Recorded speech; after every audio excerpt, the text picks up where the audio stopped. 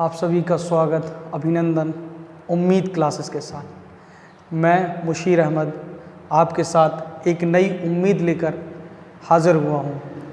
बस हमारा लक्ष्य यही है कि जो भी बच्चे कॉम्पिटिटिव एग्ज़ाम की तैयारी कर रहे हैं या कोई सिविल सर्विसेज की तैयारी भी कर रहा है, उनके सपनों को कैसे निःशुल्क साकार किया जा सके।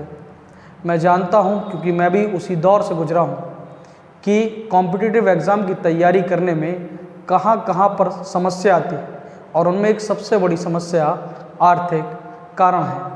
इसलिए कोई भी बच्चा आर्थिक कारण के कारण अपनी तैयारी को ना छोड़े, इसीलिए हम एक शुरुआत करना चाह रहे हैं उम्मीद क्लासेस के साथ। मैं स्वयं सिविल सर्विसेज की तैयारी करता रहा, प्री क्वालिफाई रहा और मेंस में मेरा किसी कारणवश नहीं हुआ। मैंने कई बच्चों को पढ़ाया भी है जो विभिन्न सेक्टरों में, विभिन्न विभागों में सिलेक्ट है। इसी के साथ हम एक नई शुरुआत, नई उम्मीद और नए चैनल के साथ आपके सामने हाजिर है उम्मीद क्लासेस। ये उम्मीदों को आपके पंख देगी और आपको उड़ने का हौसला देगी। धन्यवाद। इसी क्रम में हम आगे देखेंगे कि तैयारी के चरण कौन कौन से होते हैं। दरअसल जब बच्चा नया तैयारी करता है तो उसे पता ही नहीं होता है कि क्या पढ़ना है, क्या नहीं पढ़ना है। और अगर बच्चे के अंदर ये हिम्मत और ये जज्बा और ये नॉलेज या ज्ञान हो जाता है कि उसे क्या नहीं पढ़ना है, वो सिलेक्शन के उतनी ओर अग्रसर हो जाता है। हम आपको विभिन्न एग्जामों की तैयारी कराएंगे और according to NCF national curriculum framework 2005 के अंतर्गत जो भी लक्ष्य निर्धारित किए गए हैं, उसी के लक्ष्य के अंतर्गत हम तैयारी को करना, पढ़ना, और सबसे बड़ा मेरा लक्ष्य रहेगा कि आपको सिखाना, किस प्रकार से हम चीज़ों को सीखकर सॉल्व कर सकें। इसी क्रम में हम देखेंगे कि उम्मीद क्लासेस जो अभी चल रही है, ये आपको बहुत आगे की सेवाएं प्रदान करेगी। अभी लेकिन फ़िलहाल चूँकि मैं GS पढ़ाऊँगा आपको, GS का फुल फॉर्म होता है जर्नल स्टडीज़। जनरल स्टडीज़, इसी के अंतर्गत हम चीज़ों को देखेंगे कि हमें पढ़ना क्या है और क्या नहीं पढ़ना है। और हम इसमें सिर्फ कंपटीशन की एग्ज़ाम करेंगे, जो आपकी प्रतियोगिता परीक्षाएं हैं,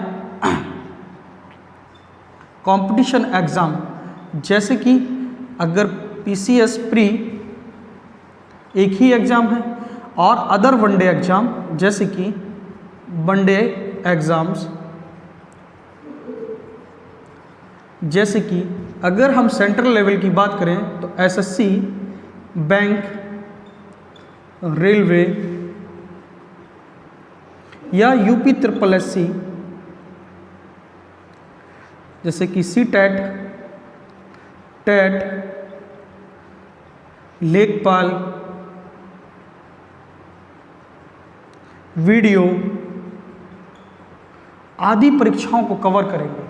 और हम देखेंगे किस प्रकार से इनके लक्ष्य को निर्धारित किया जा सकता है, और हम देखेंगे कि इस तरीके से हम किस तरीके से पढ़ सकते हैं ताकि हमारी जो रटन एक पद्धति है या GS को लेकर एक धारणा है कि हम GS को सिर्फ रट सकते हैं, तो मैं आपको प्रयास करूंगा कि GS से रटन या रटने की पद्धति को बाहर किया जाए।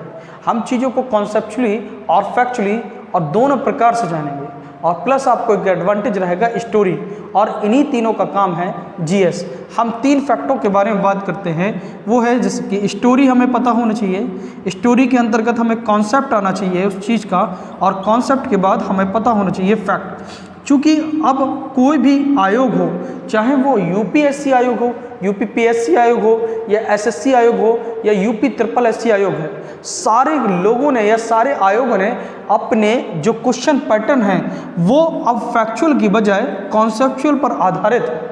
यदि हमें कॉन्सेप्ट का ज्ञान नहीं होगा तो हम क्वेश्चन को हल करने में हमें समस्या आएगी, और जब क्वेश्चन को समस्या आएगी हल करने में तो हमारा क्वेश्चन गलत होगा और हमारा सिलेक्शन रुक जाएगा। इस प्रकार हम तैयारी करते रहेंगे 1 साल, 2 साल, 3 साल, और समय बढ़ता जाता है और घर वालों का प्रेशर हम पर बिल्डअप होने लगता है। तो हम प्रयास करेंगे कि आपको एक तय समय में, बहुत जल्दी, कुछ ही समय में आपको चीज़ों को सिखाकर जल्दी ही आपको सिलेक्शन दिया जाए। क्योंकि जिस प्रकार से हम जब तैयारी शुरू करते हैं तो हमारे अंदर उमंग, जुनून और जज्बा, तीनों चीज़ें रहती हैं और हम उन चीज़ों से लड़ने में सक्षम भी रहते हैं। जैसे जैसे हम उम्र का पड़ाव बढ़ता है, हमारा तैयारी करने का पड़ाव बढ़ता है, तो हम वैसे वैसे हताश और निराश होते हैं और हताश और निराश उतने ही होते हैं कि फिर हम पढ़ाई को बोझ समझने लगते हैं और फिर हम पढ़ाई को छोड़कर दूसरे कामों या दीगर कामों के लिए चले जाते हैं। यदि आपने जो स्वप्न देखा है और यदि सपनों को साकार करना है, सपनों को उम्मीद देना है, तो जुड़िए हमारे ऑनलाइन प्लेटफॉर्म से उम्मीद क्लासेस। धन्यवाद।